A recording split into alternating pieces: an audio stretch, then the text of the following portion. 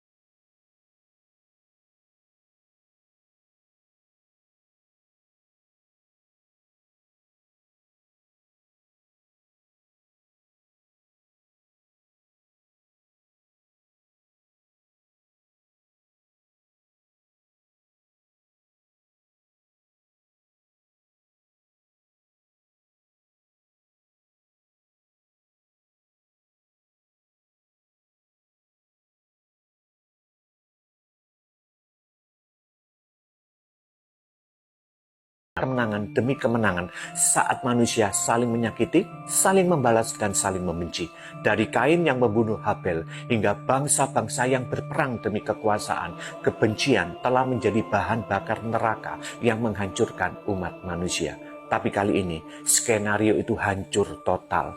Yesus nggak membenci, dia nggak membalas, dia nggak mengutuki, dia bahkan mengampuni. Dan di saat itulah iblis mulai panik. Karena ternyata Yesus nggak membalas dengan kekerasan seperti yang selama ini dilakukan oleh manusia. Nggak ada sumpah serapah, nggak ada murka yang meledak-ledak, tapi yang keluar justru pengampunan. Pengampunan yang murni, tulus, dan tanpa syarat. Sesuatu yang nggak pernah ada dalam kamus neraka. Dan itu membuat seluruh sistem kebencian yang dibangun iblis selama ribuan tahun mulai runtuh. Karena kasih ini terlalu radikal, terlalu murni, terlalu kuat.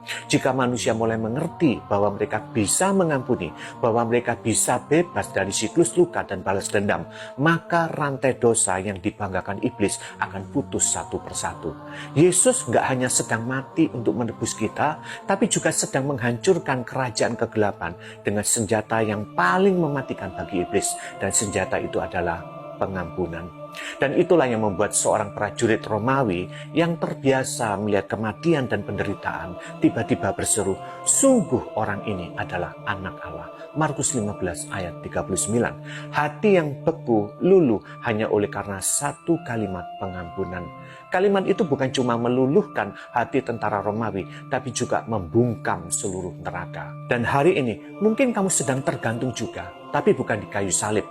Di antara luka dan pengkhianatan, di antara tuduhan dan rasa kecewa, di antara rasa sakit yang kamu simpan terlalu lama dan kata-kata yang menyakitkan yang terus terngiang di telingamu.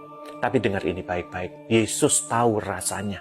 Dia pernah disakiti, dikhianati, dipaku oleh orang yang justru dia coba selamatkan. Tapi di tengah semuanya itu, dia tetap berkata, Bapa, ampunilah mereka. Dan pengampunan itu bukan cuma untuk mereka yang menyalibkannya, tapi juga untuk kamu, untuk setiap luka yang kamu bawa, untuk setiap kegagalan yang kamu sesali, untuk setiap orang yang sulit kamu maafkan. Yesus nggak hanya mengampuni, tapi dia juga membuka jalan supaya kamu pun bisa mengampuni dan diampuni. Karena saat kamu memilih untuk mengampuni, kamu sedang menghancurkan senjata andalan neraka. Kamu sedang ikut serta membuat kebencian kehilangan kekuatannya. Dan dengan air mata serta luka yang mungkin belum sembuh sepenuhnya, kamu berani untuk melakukannya. Dan kamu sedang berada di jalur kemenangan bersama Yesus Kristus yang penuh dengan kasih. Amin.